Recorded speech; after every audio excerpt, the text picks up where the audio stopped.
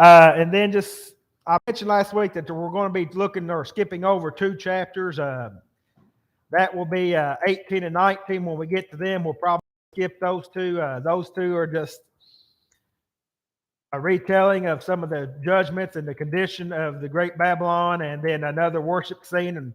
And we've covered those a couple times already, so I don't want to tax anybody's attention or drag it out any longer than what's necessary. But if anybody has any questions over those when we get there, just feel free to stop and we'll discuss them anyway. So Revelations chapter 16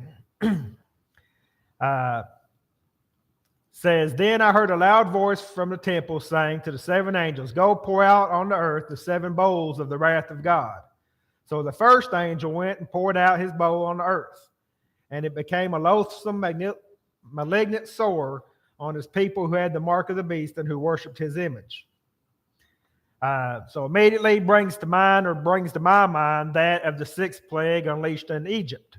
A lot of these plagues that we're going to be looking at here in this chapter are kind of going to take your mind back to that time in Egypt. And that's by design, I'm sure, especially this one here.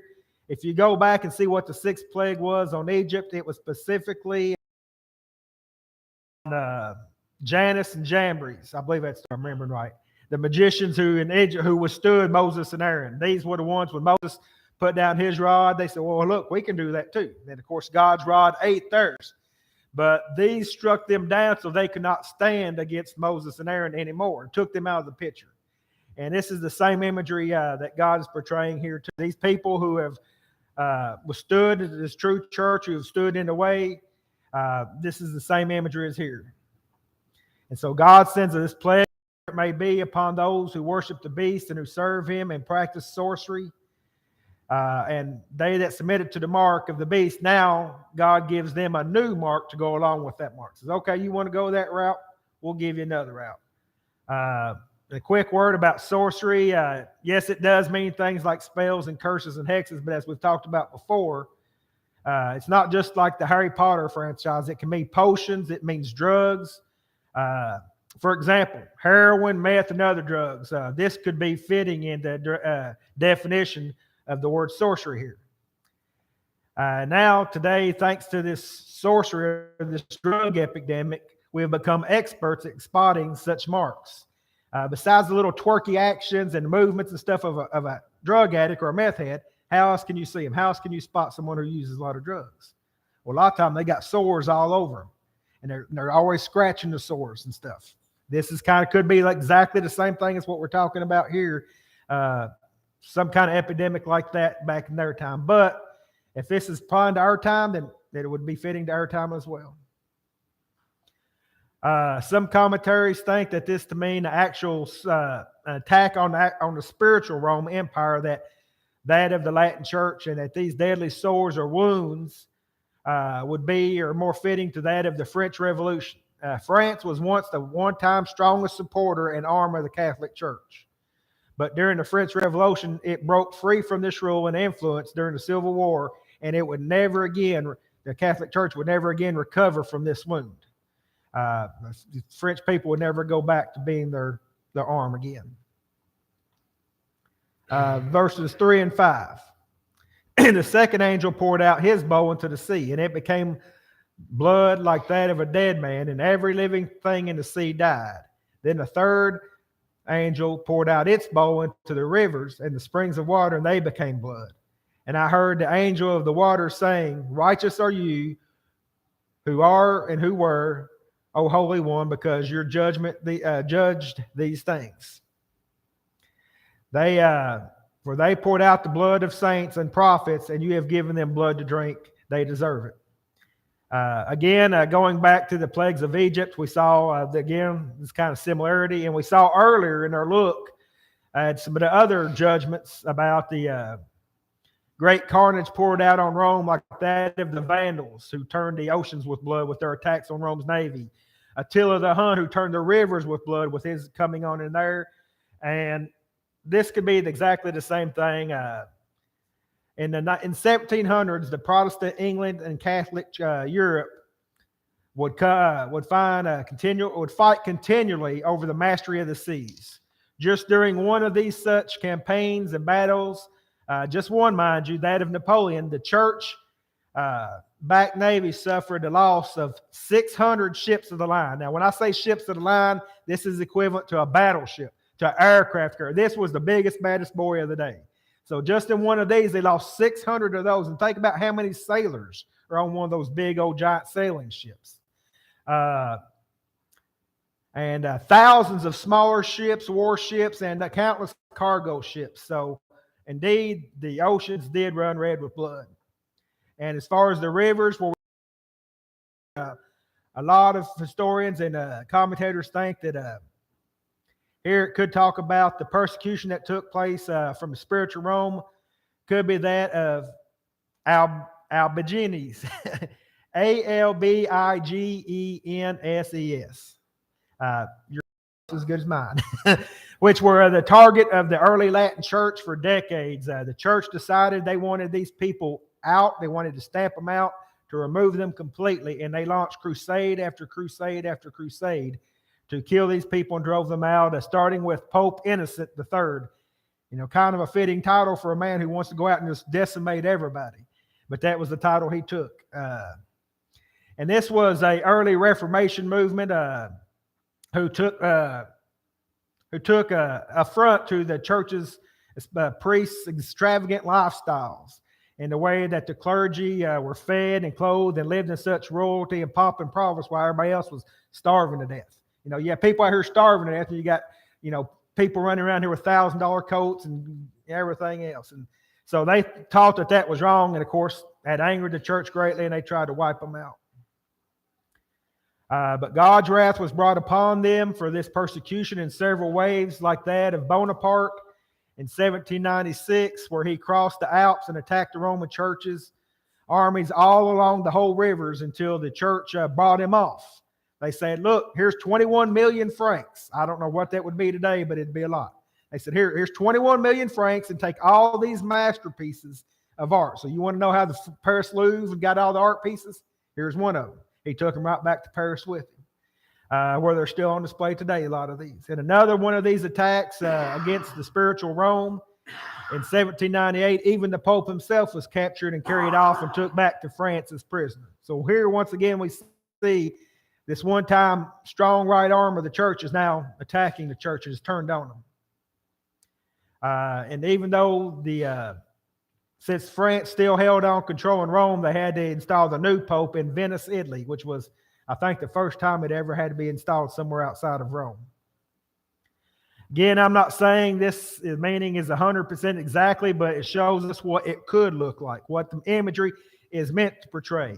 Again, my way of thinking, but it could just as easily fit today in the future.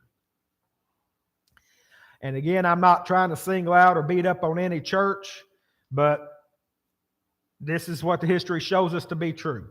I'm not saying anything that's not true and not trying to belittle anybody.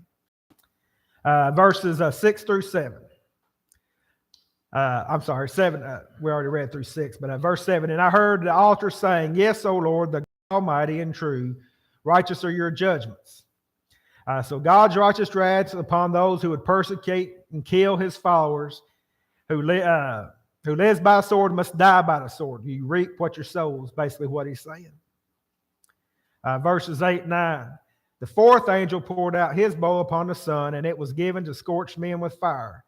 Men were scorched with fierce heat, and they blasphemed the name of God, who has the power over the plagues. Did they not repent so as to give him glory? The parallels with the Egypt plagues continue, but here the sun, instead of in Egypt it was the actual sun, but here a lot of people believe, and I'm one of them, that this is talking about the supreme ruler of this spiritual Rome. Often you'll see rulers referred to in the Bible as lights, suns, and stars. We see that with Jacob. We see that with other leaders. We see that with Jesus Christ too. They referred to him as the Son, not just the S-O-N, but the S-U-N, because he was the leader of the people. Fire is equal to judgment in the Bible, suffering, pain. Angel poured out judgment on the ruler, and he in turn took it out on the people. It always rolls down here. I've never yet once seen a boss that get in trouble get chewed out, and it don't come downhill. And it's the same thing here. If the leader suffers, everybody under that person's going to suffer. And just like in Egypt, the people are being stubborn to the end.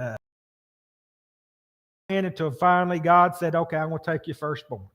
The very most they could take, but they held on to the very end. It's like when Moses, Pharaoh repeated the lie, he'd say, okay, I'll do it. And I'll say, okay, when do you want the frogs to go away? Well, all of us would say now, right now, because there were frogs everywhere. You open your cereal box, there's frogs. Put your shoes on, there's frogs. They was everywhere. But Egypt says, no, tomorrow, just make them go away tomorrow. And that's what these people say, no, we can deal with this. We'll deal with this. And they still blaspheme God instead of turning to him. Stubborn to the end, mankind from the beginning has been nothing but stubborn. If they are to do something, they will refuse even if it's in their best interest at times. This fiercely independent spirit often leads us to destruction and ruin. You see it again and again and again in Israel. You see it again with the early church, and again now with Christianity. In the last phase, you see it. And it's always been in man, and it's always will be. God often refers to it stiff-necked people. And that's what he's talking about. You're refusing to bend to my will. Verses 10 and 11. Then the fifth angel poured out his bowl on the throne of the beast, and his kingdom became darkened. And they gnawed on their tongues because of the pain. And they blasphemed the God of heaven because of their pain and their sores, and they did not repent of their deeds. The throne of the beast, it has already been established that we're talking here about Italy, and especially the Rome. This has always been the head of the beast, and it will continue to be. The new spiritual Rome, it's still right there in Rome. That's where its capital is still at. So that's what it's referring to. God, comments, feel free. Just, if I don't see you, raise your hand. The sixth angel poured out his bowl on the great river, the Euphrates, and its water was dried up so that the way would be prepared for the kings of the east. The Euphrates River here mentioned, but I believe it to be symbolic as it was when they mentioned Sodom. Revelation talks about Sodom. It wasn't talking about Egypt. It wasn't talking about the actual Sodom. It's speaking metaphorically here. It talks about Babylon. Again, it's not talking about that ancient city Babylon in Iran. It's talking about the new Babylon. And here's the same thing. So this great river Euphrates is some kind of barrier that was keeping these rulers from attacking and overpowering the city and hindering them somehow. And somehow it was taken away, leaving them open to attack, where these kings could just come in and take vengeance upon this great evil city. This would be something possibly like Cyrus, who turned the river, ran through the city and turned it through its way, and the city was set over top the river. So once he turned the river, he just marched right in under the city, right into our dry riverbanks, and took the city easily. So it could be something along that lines that the Bible is referring to here. But somehow or another, something was blocking these people from coming in and just wreaking havoc on this city, and God says, okay, I'm taking this barrier away. And that's what he's referring to here. Verses 13 and 14. And I saw coming out of the mouth of the dragon, and out of the mouth of the beast, and out of the mouth of the false prophet, 3 unclean spirits like frogs. For these are spirits of demons, performing signs which go out to the king of the whole world to gather them together for the war of the great day of God Almighty. The rulers here, the ruler behind these empires, the true person behind all this is shown, none other than Satan himself. He's been directing these leaders. He's had this demon that's been possessing these people or been in charge of these people or manipulating them. And he sends these demons now out to the world, this false religion, this apostate church and kingdom.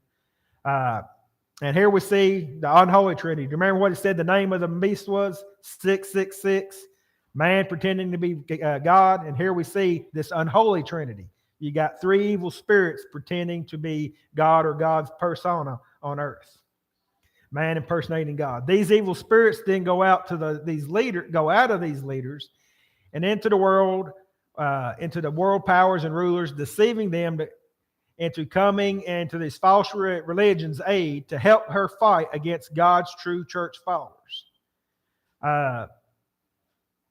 I want to talk just a little bit about it talks about false miracles and able to perform signs and things of that nature. To this kind of seems unreal to us, but this still goes on today. I wish I could remember the name of it, but there are certain artifacts in the Catholic Church that does things that are baffling man's mind. Scientists have tried to explain it and they can't. They've got one vial of blood that's supposed to be from some saint, I don't know which, but it's dry as can be. It's hundreds or thousands of years old, but once or twice a year, it turns back to liquid. And then it goes back to dry again. They've got statue that weeps blood and things like that, things that we don't believe in, or maybe we say is we know who's really behind that. But if you don't have that faith and you see these things, it could easily move you or trick you if you don't know the true word of God. And these perhaps are some of the miracles that the Revelation is talking about, these false signs that these prophets went out and performed. Could be something akin to that, or it could be something just like Janus and Jambres, illusions and tricks and things of that nature, chemistry. We know those being those Christians, though, that Jesus says there'll be no signs. That's what my faith is in the word of Jesus. There'll be no. I'm not going to look for some magical, mystical space. Unlearned and ignorant people, though, they will look for those magical, mystical things, like a eclipse of the sun or something like that, and try to make it. They force it into a square peg into a round hole, and that's from not knowing what the Bible is. Yeah. When Jesus says there'll be no signs, that's it. Yeah. There'll be no signs, and we don't need to fret about that. That's why I've always dealt in that kind of stuff, And I don't know how those things happen, but it's some sort of trickery. I don't know how the guy saw the woman and how it counted fair either, but they do it. It looks like it. Yeah. But yeah, David Copperfield, I was blessed. Dad took us to see him one time, and he did some things that you can't believe it. You can't explain it. I know it's trickery. I know it's not real, but no. And this is the same thing that's kind of going on.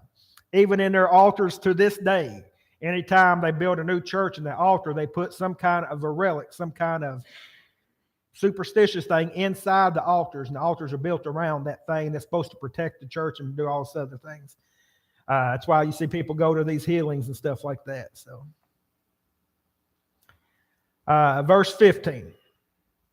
Behold, I am coming like a thief. Blessed is the one who stays awake and who keeps his clothes so that he will not walk naked and men will not see his shame.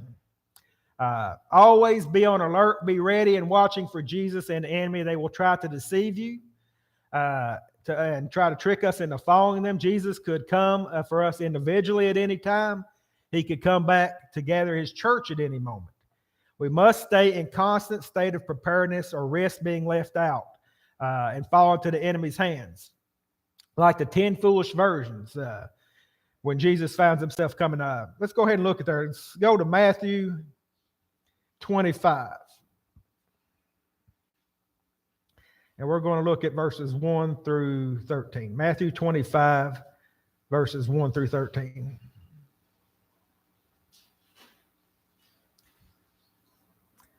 And then the kingdom of heaven will be compared to 10 virgins who took their lamps and went out to meet the bridegroom.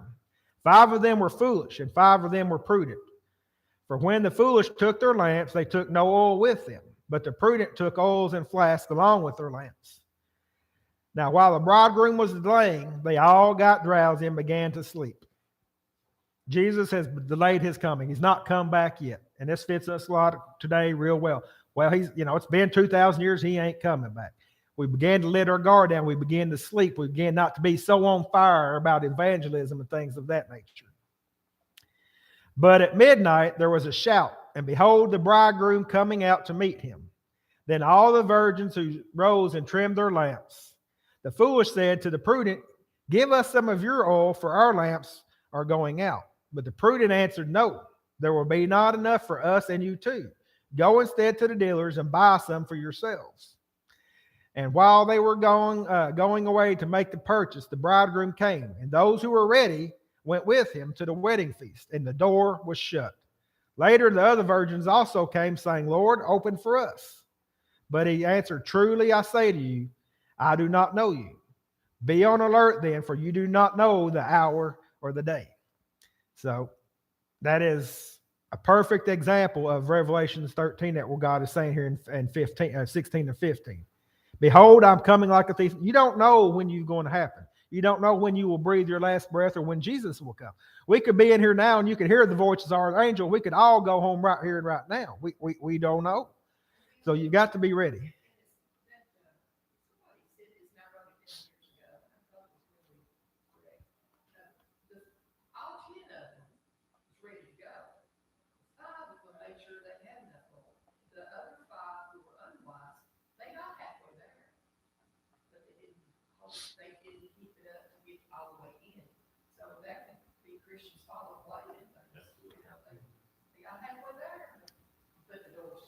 That's so many people. Well, when I get my life right, then I'll come church. Or when I get this took care of, then I'll start doing more in the church. Or I'll get more involved when I do that. When I retire, then I'll get involved in the church.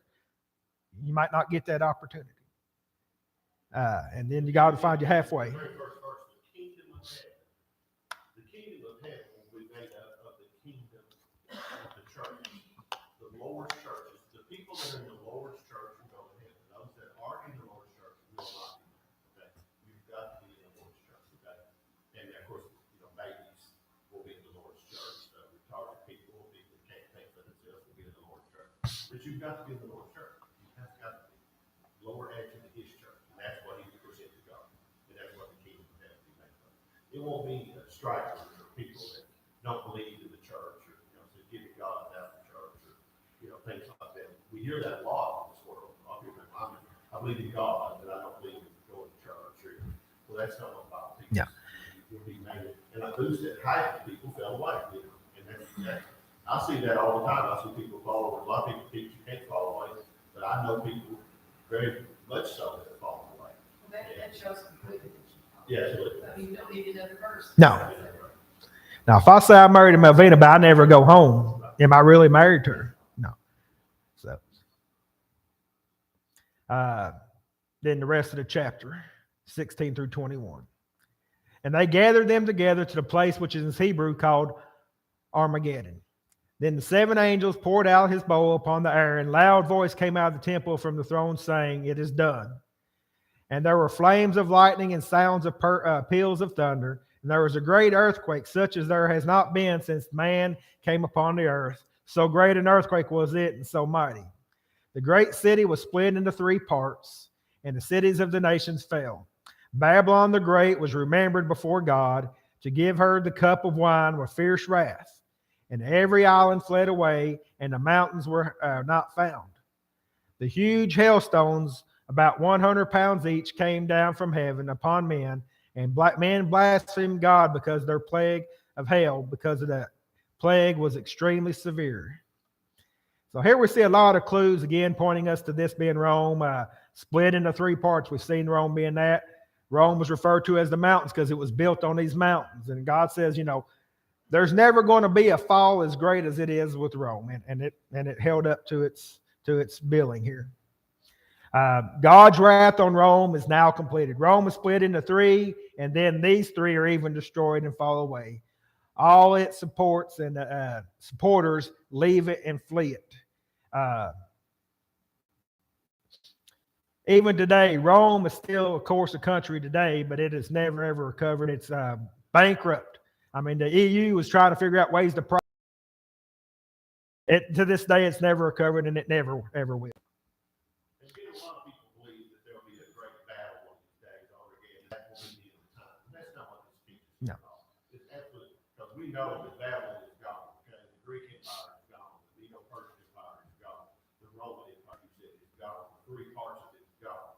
There's always been dynasties and stuff like that. The United States is a world power right now, but it may not continue to be. Russia, it may not continue to be. China may not continue to be. Well, we do more destruction now than they ever thought we would have 1,000 years ago. And that's interesting to note too. If you know, we'll go back in Daniel, he talks about the world kingdoms coming. He talks about the Persians and all those, and Rome, and there would be one more great one after that. Could be us here today. I believe 100% believe we're living in the last days. Well, and I think the last kingdom to come is the church, which will last forever. Yeah. That's the last one to come. And I believe the Bible teaches us that it will be when we least expect it, not to this big prelude, this big battle. That don't mean we won't have a nuclear war sometime. Somebody blows stuff up. That's very possible. You know, China could shoot bombs on us, blow us, a lot of us up. We can do the same, but we won't destroy the world. God will say that's it. When God says it, that's what He's done. Yeah. And this valley of Armageddon, this is a little bitty tiny valley. You cannot fit two great big old world powers in this little. You'd be lucky to fit a couple of thousand soldiers in this little battle. It's not a great place. So this is not a literal big battle of Armageddon that everybody makes it out to be. This is a little bitty place. It's right there up above the Dead Sea and the Jordan River at the top of it, where these two kingdoms come together. You got hills on each side, and it's this little bitty valley where a couple of wars have been fought in the past. And this is just what it was referring back to. So how do we apply this, or what is this speaking to us or can speak to us today? Rest assured that those who mistreat the innocent and choose evil over good will be brought to justice. The beast worshippers will commit themselves to his wicked regime to save their lives, and for a few years it will probably look like they might have gotten away with it, that their persecutions gotten away, their persecutions and murders of believers will be overlooked. But Revelation 16 reminds us that God's judgment is inescapable. It may seem like they's getting by with it, but they wasn't. The same is true today. It may appear that the wicked get off scot-free, but one day there will be a reckoning. God has made it clear that the present world system, which rewards evil and punishes good sometimes, will come to a tragic end. The images of Revelation 16 can be distilled into two key truths to remember as we navigate injustices in this world today that we have to deal with and wrongs done. First, justice in this world will always appear to be distorted. The psalmist lamented, "Behold, these are the wicked, and they seem always at ease. They have increased in wealth. Surely in vain I have kept my heart pure and washed my hands in innocence. For I have been stricken all day long and chastised even in the morning, every morning." In other words, he's saying life is a raw deal. He says the wicked get more wicked and are blessed, and I'm doing what's right, and it seems like I'm getting punished. You work hard at school to make a hard-earned B+, but a fellow student cheats and cuts corners and gets an A, and is granted a scholarship, and you lose out on it. Your wicked co-worker who's always goofing off gets promoted by flattery and slander, but you follow the rules and you get fired. You maintain insurance on your car, but somebody without insurance comes along and hits you and leaves you with the bill. I've had this. I bought I guess it was 92 or 3. I bought a brand new Toyota 4-wheel drive. Real pretty thing. Had gotten 300 miles on it. Some guy from Ohio without a lick of insurance, I was stopped at a stoplight. He was going 60. I had to pay for all the truck myself, had to pay for my insurance bills myself and everything. And he never got nothing. They said, "Oh, if he comes down to Kentucky, we'll get it. Well, what are you going to do? You're going to We've all experienced unfairness in life. Our frustrations about injustices and hurt.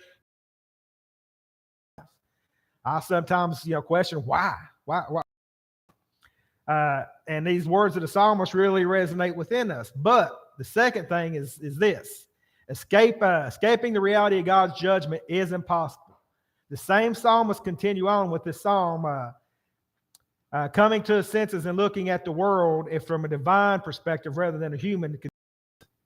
But when I pondered to understand this, it was troublesome in my sight until then it dawned on me. When I came to the sanctuary of God, then I understood their end, that they will be judged. God has set them on slippery places. They will not be able to stand. You cast them down to destruction. How they are destroyed in a moment. They are utterly swept away by sudden terrors. And this is Psalm 73 I've been reading from, verses 16 through 19. That cast down, and whenever you see that cast down in the Bible, a lot of times it's referring to sheep. When a sheep gets cast down, it's over on its back. It's like a turtle. You put a sheep on its back, it can't get back up. It'll just lay there and die with its feet dangling in the air. And that's what he's saying here. He says, God's going to knock them over. They're not going to be able to get back up. They're not going to recover from this. And he said this, he finally understood it. Just as God will hold the tribulation rebels accountable for their wickedness, he will hold every person accountable for his or her own life. It is impossible to escape God's judgment. Reminding ourselves of this fact will help us to come to terms with the brutality of the present world and the injustices that seem to reign in it. One day the tables will be turned and the justice will be served at the end. Reminding ourselves that injustices of this world will one day be undone can bring tremendous benefit. The unfairness we endure for righteousness' sake suddenly feels worth the cost. This kind of theology is therapeutic. It can ease our anger and frustrations and depression. Over our striving against sin in the world will not go unnoticed. It has not gone unnoticed. Nor will the indulgences of sin go unpunished by God. Any comments or questions? And to the people going through the great tribulation in John's time, this would have been great comfort. Yes, we're going through it rough, but yes, they're not going to get by with it. They're not going to get off scot-free. Then I think, a lot of church teaches that vengeance is mine, I will repay, said the Lord. And I think when we go down that vengeance road, we're going down a road there's no happy. Okay? There is no happy. Somebody kills somebody, then we go kill them. Well, what? You know what I'm saying? You exactly revenge, and vengeance. That's, that may be a little bit, but then you've got that the rest of your life, that you have to deal with, look what I've done. Satan delights in vengeance because it brings us down to his level. And somebody hits you and then you hit them back harder. Well, you got a sore nose and they got a sore nose. And when you go home and you really think about it, what have I done? Maybe fooled myself at the ball game or wherever the situation was. And I cussed them more than they cussed me. What have you done? That's just, it's not. No. It takes us to bad places that we don't need. We read about it every day in the paper. People do these heinous things and stuff. Well, he stole my wife. I'm not going to leave powers. I'm going to kill him and kill myself. It just don't ever. No.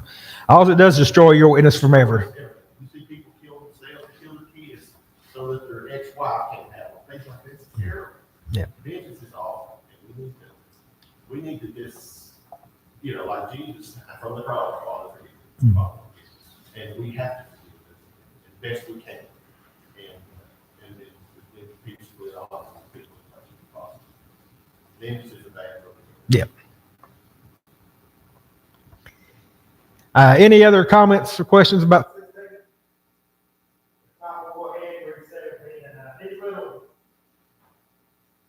Three things I've read before there kind of help us get around or understand that. I've got these from several different commentaries. I keep give credit where credit is due on these. I think this one, I've got from one of I'll have to give it. I've failed to give credit. I'll try to put that in there now and give the proper credit. But in this one, it said, in 1844, Karl Marx famously described religion as the opium of the people. That political philosopher viewed all religion as man-made a church that helped people escape the hardships this world says about. Their hopes, confidence, the comforting of something other than the heartless world around. The cure for humanity, these were religion, Marx argued, was to overcome the condition of oppression and inequality that forced people to seek a philosophical succor from outside themselves, Marx's solution. Communism is an atheistic system, that invokes a function of religious zeal in the 20th century and any man-made religious system Marx had ever criticized. Marx's critique of religion as the opium of the people also makes Christians cringe. But I think he was right. I was out before he made me a comments, which I'm definitely not making fun. Marx was right that all man-made religion is evil works. It is a crutch. Merely a deceptive philosophical crutch to distract people from the real conditions of this world. However, his unforgivable error was enough Christianity in that same category as man-made religion. And to prosper atheistic communism to replace it. When you stop thinking about Marx's words, you realize that his criticism of man-made religion was dead on, but his own man-made solution was moving forward. The Bible itself presents a picture of man-made religion that gives us a heavenly perspective on the matter. Travel back with the period of time when humanity history following the Great Flood. After Noah's death, the man Shinar, the birthplace of Genesis 11, 1 through 9 is real. Instead of obeying God's command to be fruitful and multiply and spread out over all the earth, the descendants of Noah moved east of Shinar in the location of ancient Babylon. There they defied God's mandate and spread throughout the world, referring to band together and build a tower that would symbolize their man-made greatness. Look at the humanistic attitude they had. They said, "Come, let us build for ourselves a city that will reach to the end of the heaven. Let us make for ourselves a name. Otherwise, we will be scattered abroad over the face of the whole earth." In order to avoid the very thing God commanded spreading over the face of the earth, the people decided to make a name for themselves instead. The ancient Jewish historian Josephus pointed out that the Jews built a tower out of burnt brick, cemented together with mortar made of thick. That is, they made it work. They didn't believe, they didn't trust in God's promise to never flood again. So when they built this thing, they made it work. So they said, I'm not trusting God, I'm trusting in myself, I'm trusting in my own hands. And here man-made religion is they reject God's promises. They're faithless. Their faith, they don't have faith, or they're faithless, so they figure that God will be too. And so they don't trust in God. They trust in themselves, their own works instead. They reject God's command. Instead of doing what God says, they find reasons to disobey and not follow through. And in refusal of God's grace, they change it with legalism and following the strict standards of the rules that they made up on the way out. When Jesus came back, the Old Testament is full of enough rules of itself. You go through Leviticus, there's enough rules of itself. But the first is, we got to add even more. And it became so legalistic, you cannot, first that you're not too good. God responded decisively at this attempt at utterly uniting humanity under a single nationalistic religion. It confused a single language and divided the races, producing several indecipherable dialects and breaking their ability to work together towards the godless sins. The result, they were forced to obey God's earlier command and spread out over all the world. However, instead of creating a multitude of diverse nations and cultures united in worship of one true God, man-made religion and created numbers of God after their own image. The planet Shinar, where Babylon was built, eventually became the center of the one world earliest empire's Babylon. The religious pride of Babylon is well documented.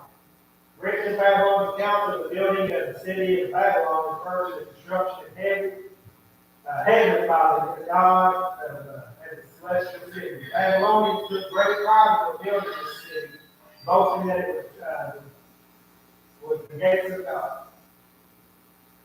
This brings us to the book of Revelation, which mentions Babylon 6 times.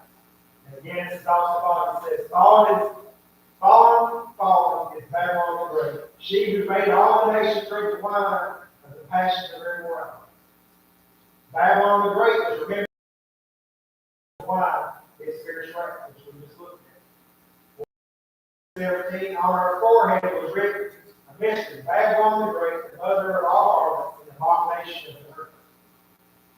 Then again in 18, we're going to see her several times. Fallen is Babylon the Great, she who had become a dwelling place for demons, and who prison of every unclean spirit, and prison of every unclean hateful word.